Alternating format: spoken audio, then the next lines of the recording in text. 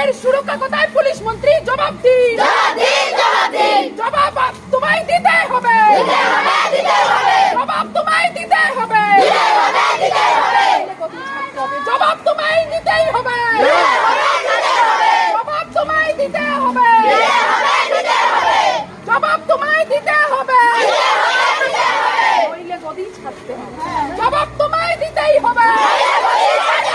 মেয়েদের সুরক্ষা কোথায় মুখ্যমন্ত্রী? জবাব দিন, মেয়েদের সুরক্ষা কোথায় মুখ্যমন্ত্রী? জবাব দিন।